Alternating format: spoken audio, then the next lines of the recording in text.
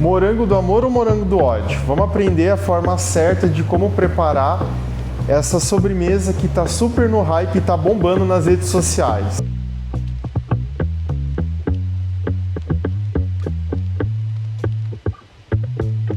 Bom, então, assim, né, tá super fazendo sucesso, a galera tá pesquisando, fazendo as receitas, divulgando e muita gente tá errando, né? Inclusive estão surgindo vários memes. Cheia de dúvidas, espero que você esclareça pra gente. Com certeza. Bom, não é difícil. Primeiro a gente tem que entender que a receita em si ela é muito simples, ela é muito tranquila, mas é técnica. E quando a gente fala de técnica, a gente precisa das ferramentas, dos equipamentos certos. Nem tudo a gente consegue adaptar de forma amadora. Então, e eu vou ensinar isso para tornar um pouquinho mais fácil para você. Maravilha. Então, a primeira coisa que nós vamos fazer é o brigadeiro, que vai ser o recheio do morango do amor. Aqui eu vou usar um brigadeiro base, tá? É um basicão que eu posso saborizar ele da forma que eu quiser. Então, se eu quiser transformar ele de chocolate, de ninho, de pistache, enfim, infinitas possibilidades eu posso. E qual que é a base desse brigadeiro?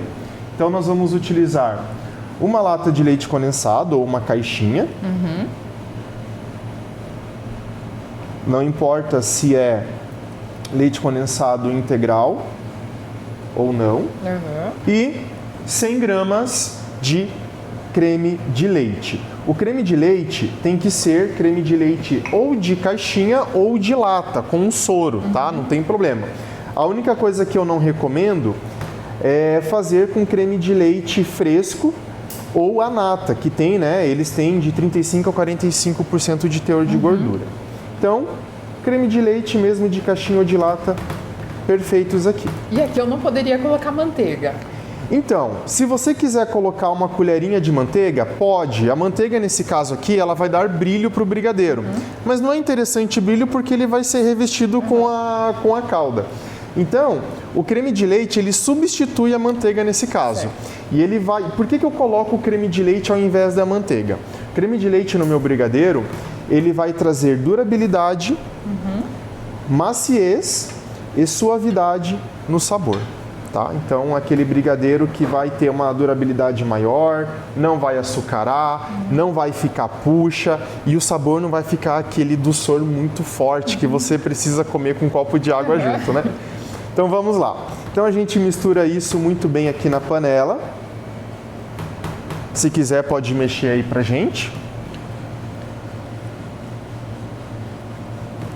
E nós vamos levar isso no fogo médio a alto. Aqui, muita gente deve estar estranhando, né, que nós estamos usando uma frigideira. Bom, brigadeiro, ele precisa de fogo médio ou alto. E quanto maior a planície ali, né, a parte plana, a superfície quente, melhor, porque eu chego mais rápido no ponto do doce. Essa dica já vale para qualquer brigadeiro que eu for fazer, né? Sim. Evitar de colocar brigadeiro em panelinha pequena, muito alta, porque ele vai ficar muito tempo ali em cocção. E quando o brigadeiro ele fica muito tempo em cocção, ele tende a ficar aquele brigadeiro puxa, porque eu tô caramelizando o açúcar do creme. Dica boa essa, hein? Sim. Então, Aline, agora que o nosso brigadeiro está no fogo, a gente quer que ele atinja o ponto de docinho. E que ponto é esse? Então, basicamente, o brigadeiro ele tem 3 pontos. O ponto de cobertura, o ponto de colher e o ponto de docinho. É aquele ponto que a gente quer um brigadeiro pronto para enrolar, tá? Só que uma coisa importante que muita gente erra é que ele vai chegar nesse ponto não na panela. Eu não vou esperar ele ficar senão ele acaba no passando. ponto de enrolar na panela. Por quê? Depois que ele esfria, ele vai pegar mais consistência, né? Depois que eu tiro ele daqui, ele continua quente, ele continua ainda meio que cozinhando. Então, tem uma técnica certa para a gente deixar ele aqui, saber qual que é o ponto de enrolar na panela e eu já vou mostrar para você.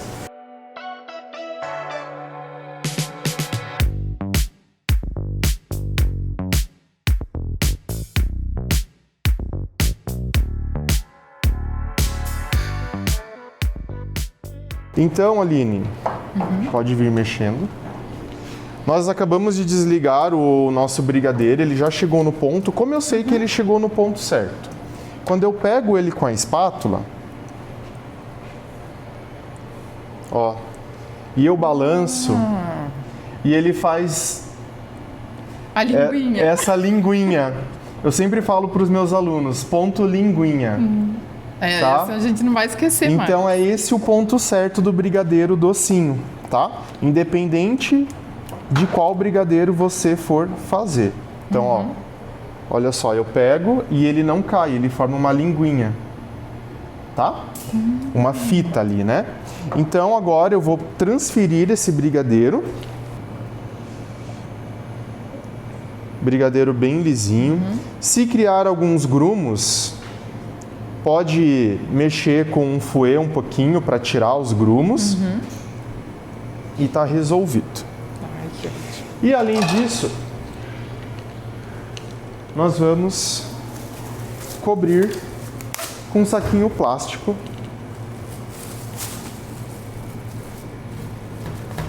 Ó, em contato na superfície.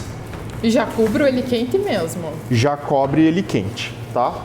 O certo é deixar ele fora da geladeira, o que nós chamamos de overnight, da noite pro dia.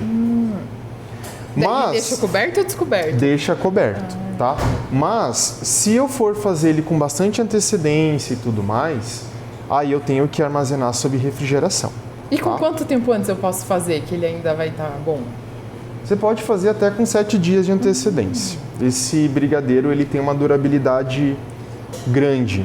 Mas é claro, se for fazer com bastante antecedência, refrigeração, tá? Você pode até congelar ele pode durar 30 dias no congelador. Que maravilha! Bem embaladinho, bem armazenado. Quem tranquilo. Consegue deixar 30 dias um brigadeiro no Pois freezer? é, né? Quero ver durar tanto. Então, nós vamos guardar esse daqui e vamos deixar ele esfriar para ver como que vai ficar depois. Aí amanhã vocês vão. Tchau, gente! Bom, então agora nós vamos para a segunda etapa. Olha só, o nosso brigadeiro, que foi bem embaladinho, etiquetado, armazenado, já refrigerou, já descansou e ele chegou na consistência certa de uso, tá? Que é o ponto docinho, o ponto de enrolar. Brigadeiro, ele sempre vai chegar na sua consistência final sob descanso, tá? Ou sob refrigeração. Então, é depois desse tempo de maturação dele que ele vai chegar na consistência desejada. Então, olha só. Tá bem bonito. E olha a maciez desse brigadeiro. Agora, o ideal seríamos porcionar a quantidade de brigadeiro que a gente quer no nosso morango do amor. Então, se você for usar um morango grande, você vai precisar de mais brigadeiro. Certo. Se você for usar um morango pequeno, menos quantidade. Aqui, na verdade, para os que nós estamos fazendo, nós vamos utilizar 40 gramas. Então, nós vamos porcionar 40 gramas de massa. Mas antes da gente fazer esse porcionamento, a gente vai selecionar esses morangos, eles já foram higienizados da forma correta. A gente vai tirar aqui, ó, os talos com todo o cuidado. Por quê? Esses talinhos verdes aqui, nós vamos utilizá-los posteriormente. E é importante eu deixar... É importante manter o talo. Por quê? O morango, ele tende a soltar água, né? Então, quando eu mantenho o talo, eu vou evitar que ele solte tanta água e ele resista por mais tempo dentro do brigadeiro. Então agora, nós vamos pegar e fazer os nossos moranguinhos. 40 gramas aqui no caso vai dar em média 2 colheradas de brigadeiro. Então você pode passar uma manteiguinha nas mãos para facilitar ali. A gente pega então, faz uma bolinha, pega 2 colheres, junta. Isso. Mais um pouquinho. Isso. Faz a bolinha e vamos abrindo essa massa. Aperta, abre ele. Colocamos o morango aqui. E, ó, colocamos o morango e fechamos. Cobrimos ele, agora a gente vai fechar a mão assim por cima e fazer como se fosse uma coxinha, ó. Fazendo um Vzinho com a mão. E vamos enrolando ele para dar, ó. Posiciona ele aqui, fecha a mão assim, isso, e vai, ó, trabalhando como se fosse uma coxinha. Ó, tá? Aí, aqui eu vou espetar um moranguinho, um palitinho de churrasco. Mesmo? Uhum. E ó, só finalizo aqui, tá? É interessante eu não inserir o palito até o final do meu bombom, só digamos assim. Só na ponta ali. Aqui eu tenho uma forma untada com óleo. Por que que eu untei essa forma com óleo? Eu vou deixar os meus morangos aqui, os espetinhos, pode passar ele ali. E depois que nós terminarmos todos, né, de cobrir todos os morangos, nós vamos congelar ele. Para quê? Porque aqui eu até posso banhar ele na minha calda. Só que ele tem uma cremosidade. Quando eu for banhar na calda, pode ser que ele desande, que ele se desmanche, que o palito caia. Então, se eu congelar ele, vai ser melhor. Eu vou ter mais resistência, mais firmeza e mais segurança para banhar o meu bombom. Certo. Tá? E o óleo vai, né, para evitar que o brigadeiro grude na forma. Então, Aline, agora a gente vai para a etapa final, que é a calda. A grande temida calda. Mas a calda, a gente precisa necessariamente ter o equipamento certo. E qual é o equipamento certo? Termômetro. Não tem como fazer sem o termômetro, então?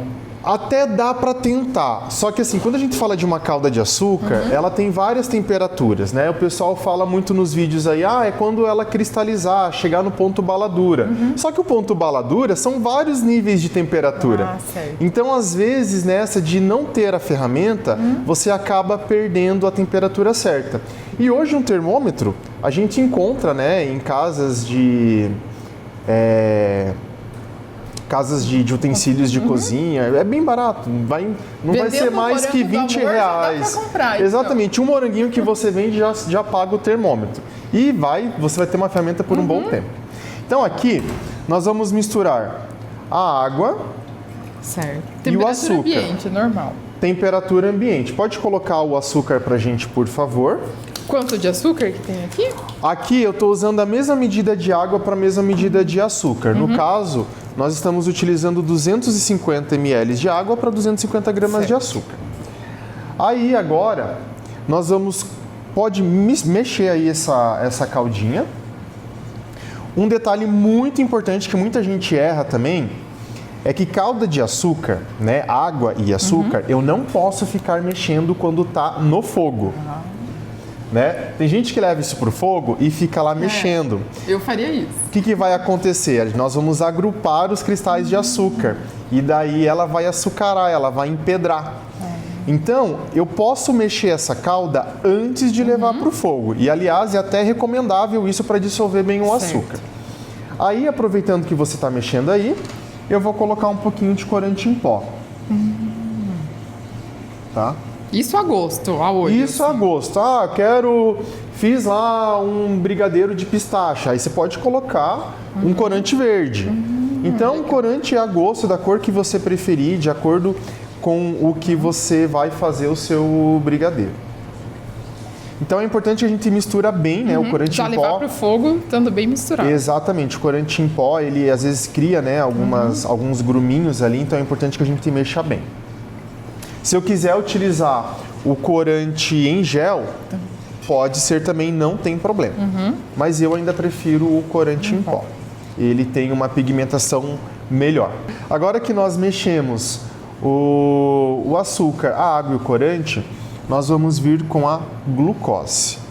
E o que é a glucose? A glucose é um xarope de milho. Tá? Ela é extraída do milho. E ela vai dar para nossa calda uma estabilidade e durabilidade e resistência. Porque se eu levar só esses ingredientes no fogo, eu vou ter uma calda, né, ponto bala dura. Só que só com esses ingredientes ela tende a caramelizar, ela tende a se desmanchar. O segredo em questão é a glucose. de minutos. A glucose ela vai dar mais resistência para nossa calda, junto também com o vinagre. O vinagre ele vai mudar o pH dessa calda e vai garantir mais crocância e estabilidade para ela. Só que o vinagre a gente vai colocar mais para o final, porque se eu colocar ele agora, ele vai evaporar, aí não faz efeito. Tem um segredinho, né? Técnica, tá? Então vamos lá. Pode pôr aqui a glucose. A glucose ela é bem elástica, ela é bem ruinzinha da gente trabalhar, então eu recomendo que quando vocês forem porcionar ou mexer com ela, dá uma aquecidinha no micro-ondas porque ela fica mais maleável. Ou uma colher molhada com água mesmo. E aqui eu tenho que ter paciência, né? Porque ela vai passar por vários estágios. Ela vai chegar a 100 graus, a 107, 112, que é o ponto fio. E quando ela chega ali no 100 graus, ela meio que estabiliza. Parece que, nossa, não vai andar nunca essa calda. Mas depois que ela passa do 112 e vai para o 120, é coisa bem rápida. E chega a ficar quanto tempo na panela? Para essa receita aqui, vai dar em média uns 10 minutos, tá? Mas a gente não se prende ao tempo. Tem que ver o termômetro. Por quê? Né? Cada fogão é um fogão. Né? Então aqui a gente tem um fogão de chama industrial, que é bem potente. Em casa, a chama é menos potente. Então Bem fraquinho. Pode ser que leve mais tempo.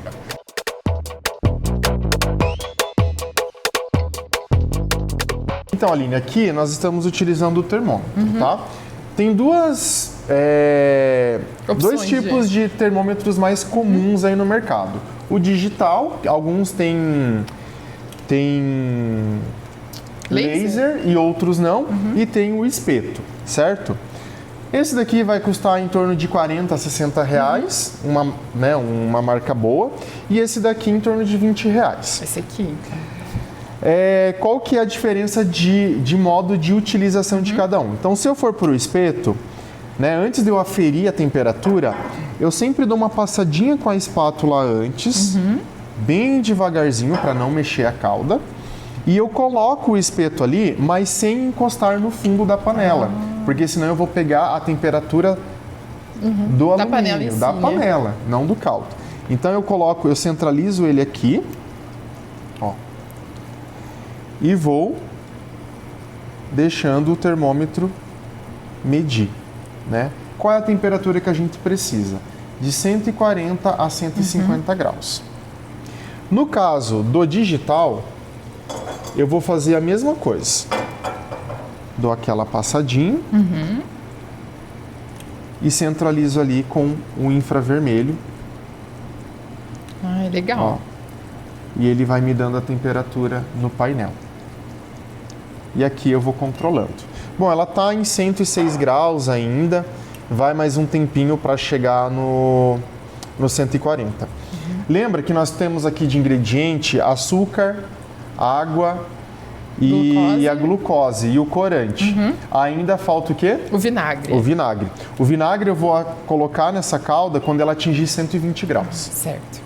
Porque se eu colocar antes, ele evapora. Eu estou aprendendo, estou prestando atenção. Então, Aline, nossa calda chegou a 120 graus. Agora eu posso colocar o nosso vinagre. Então você pode pegar lá o vinagre pra gente, por favor. Perfeito. Isso. Pode pôr o vinagre. Isso. Aí agora, o máximo que a gente faz é isso aqui, ó. Nossa. Um xizinho. Só isso. Só isso, tá? Pra não desandar, não açucarar a nossa calda. E agora, do 120 para o 140 é mais rápido, então eu não posso sair de perto do fogão. Não posso ir lá responder o WhatsApp, atender o vizinho. Ó, 135, 140, chegou. Ó. Cheguei a 140, tirar aqueles espetinhos do congelador. Aqui eu dobrei uma luva térmica, pode ser um pano de prato, alguma coisa do tipo, para apoiar a nossa calda certo. Para eu ter ali, né, uma área para banhar o nosso morango. Venho aqui, tiro o morango, ó, foi untado, não grudou. E venho, ó, e banho o nosso moranguinho. Então, se eu tivesse com o meu morango em temperatura ambiente, o meu brigadeiro acabaria se desmanchando nessa calda. Tá? Então, passo para cá. Se eu não tivesse esteirinha em casa, onde que eu posso colocar? Você pode pôr numa bancada ou numa forma mesmo de alumínio. Quer banhar aí? Quero. Agora é que vamos ver, né? Pode pegar. Pode puxar. Vai lá. Isso. Aí, isso. Muito bom. Deixa ele escorrer. Faz um movimentinho assim, bem de leves. Temos? Aí. É importante a gente evitar que o morango, né, que o brigadeiro encoste na panela, porque ele vai acabar tendo contato com a superfície quente e vai se desmanchar. Então, ó, e tem que ser coisa bem rápida, tá? Evitar ficar muito com ele ali. Esse daqui tá quase querendo cair, ó, você viu? Mas a gente foi mais rápido. Quer pegar mais um aí já para vir? Pode vir. Eu aconselho sempre fazer bastante calda. Tá? É melhor ter, né? É melhor. Ou fazer num recipiente menorzinho. Sobrou calda, né? Então eu posso guardar essa calda e depois... Posso até fazer outro dia. Pode fazer outro dia, tá? Ah, é normal que às vezes conforme a gente vai banhando eles, ela vai engrossando. Se você vê que ela está engrossando demais, leva novamente para o fogo e daí aquece até voltar a temperatura e volta a banhar. Certo. Ó, agora eu vou esquentar a pontinha de uma faca aqui, tá? Pode ser uma colher, enfim, só cuidado para não ter contato com a chama, né? Então esquentei, deixei bem quentinha a pontinha. Agora nós vamos girando esses palitinhos, ó, com todo cuidado e vamos, ó, passar aqui bem na pontinha pra gente grudar o talinho. Prontinho. E só com o calor já gruda? Só com o calor da faca já gruda. A gente vem aqui e colocamos eles... Nossa, olha. Ficou bonito mesmo. Na forminha. E essa foi a famosa receita do morango de amor, feita pelo instrutor do Senac Paraná. Aproveite para curtir, seguir e comentar.